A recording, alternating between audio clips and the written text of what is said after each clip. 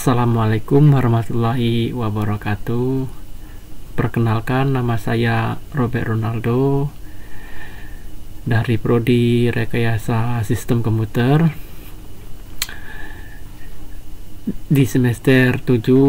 Di sini saya akan mempresentasikan hasil tugas proyek yang berjudul Sistem Pendeteksi Jumlah Pengunjung Otomatis.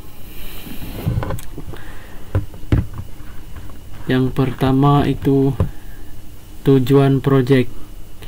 Tujuan proyek ini menghitung jumlah pengunjung secara akurat, memastikan sistem dapat menghitung jumlah pengunjung yang masuk dan keluar dari satu area secara real time dengan tingkat akurasi yang tinggi. Yang kedua itu pengertian sensor gerak PIR. Sensor gerak PIR dalam kurung Passive Infrared Sensor adalah jenis sensor elektronik yang digunakan untuk mendeteksi keberadaan objek berdasarkan perubahan radiasi inframerah yang dipancarkan oleh tubuh dan benda sekitar. Pengertian node MCU. Node MCU ESP32 adalah modul microcontroller yang berbasis ESP32 yang dilengkapi dengan kemampuan komunikasi Wi-Fi dan Bluetooth. Modul ini dirancang untuk mendukung pengembangan perangkat IoT dalam kurung Internet of Things secara efisien berkat kemampuannya untuk mengintegrasikan konektivitas nirkabel, daya pemrosesan yang tinggi, dan serta antarmuka yang mudah digunakan. Prinsip kerja sensor PIR yaitu bekerja berdasarkan prinsip deteksi radiasi inframerah yang dipancarkan oleh subjek yang memiliki suhu di atas 0 absolut, termasuk manusia dan hewan. Berikutnya adalah penjelasan sensor kerja PIR. Deteksi radiasi inframerah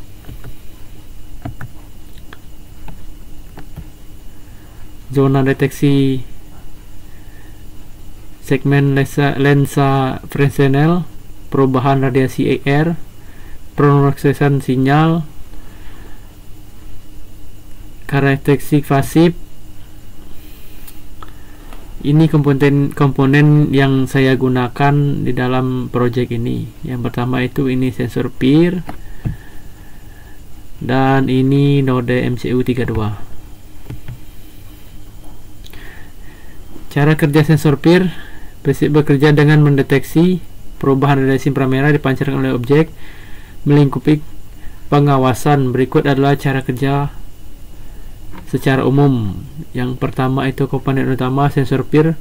Komponen utama yang mendeteksi radiasi inframerah. Lensa Fresnel memfokuskan radiasi inframerah ke sensor untuk meningkatkan sensitivitas.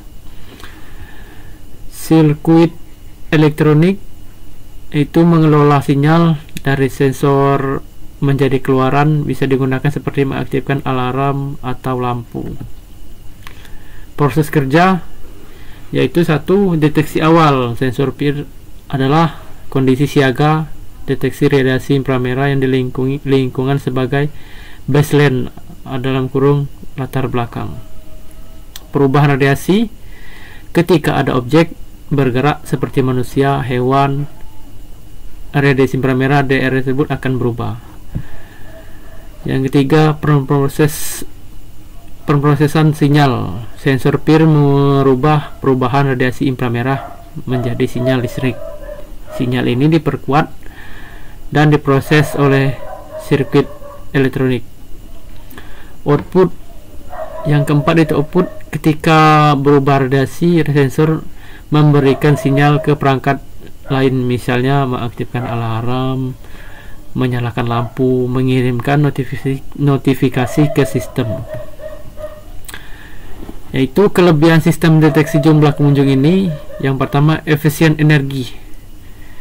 Efisien energi ini, sensor PIR bekerja dengan pasif, hanya mendeteksi perubahan radiasi inframerah tanpa memancarkan sinyal Ini membuatnya hemat energi, cocok untuk aplikasi yang membutuhkan daya rendah.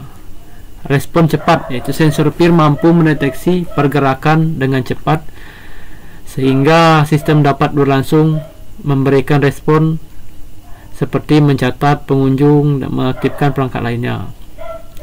Yang ketiga itu biaya terjangkau. Biaya sudah pasti biaya terjangkau. Sensor PIR memiliki harga yang relatif murah dan mudah, yang banyak di pasaran, menjadikan solusi ekonomis untuk implementasi pendeteksi yang terdeteksi. Pemasangan mudah. Yang keempat, pemasangan mudah. Ukuran yang kecil dan desain yang sederhana memudahkan integrasi dengan perangkat keras lainnya. Selain itu, mengkonfigurasikan elektronika tidak terlalu rumit. Yang kelima itu keandalan yang baik.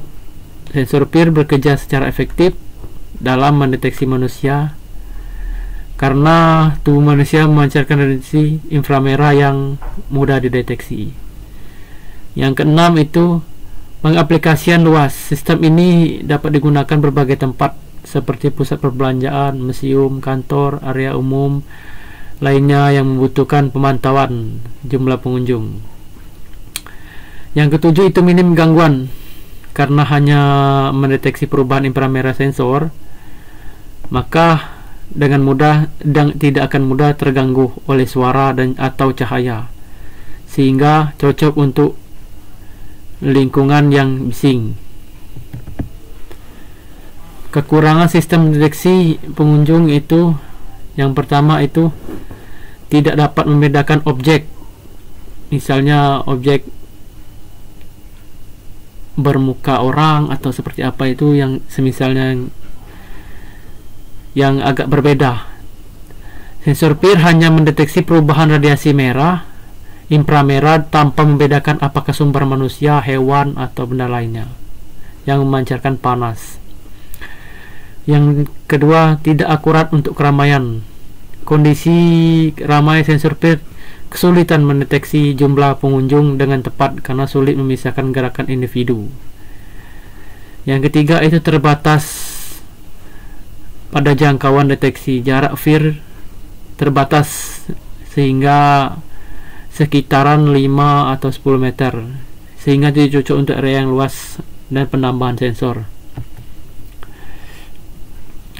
Yang keempat itu sensitivitas terhadap lingkungan. Performa dapat terganggu oleh suhu lingkungan tinggi karena radiasi inframerah dari tubuh manusia bisa tersamarkan oleh panas lingkungan. Yang kelima itu mendukung data tambahan. Sistem ini hanya memberikan informasi tentang keberadaan gerakan tanpa mencatat data tambahan seperti identitas pengunjung, durasi kunjungan. Kesulitan dalam yang keenam itu kesulitan dalam mendeteksi gerak lambat. Sensor PIR lebih efektif mendeteksi perubahan gerak cepat. Gerakan lambat tidak mungkin terdeteksi, namun dihasilkan data yang kurang akurat. Yang ketujuh itu keterbatasan dalam lingkungan tertentu. Tidak efektif dalam kondisi tertentu, seperti lingkungan yang banyak sumber panas, lampu, atau mesin yang dapat menghasilkan gangguan sinyal. Kesimpulan: 1. Sistem mendeteksi jumlah pengunjung menggunakan sensor PIR merupakan solusi efisien dengan kemampuan mendeteksi perubahan radiasi inframerah. Sistem ini menawarkan kehandalan tinggi, konsumsi daya rendah, biaya implementasi yang terjangkau, serta merespon cepat, cocok untuk diaplikasikan berbagai lingkungan seperti pusat perbelanjaan, kantor, area umum. Sistem ini membantu pemantauan jumlah pengunjung secara real time dengan kinerja optimal dan minim gangguan. Yang kedua itu pengembangan sistem ini dapat meningkatkan kenyamanan dan keamanan. Baiklah, itu saja yang bisa saya sampaikan pada presentasi ini. Saya akhiri. Wassalamualaikum warahmatullahi wabarakatuh.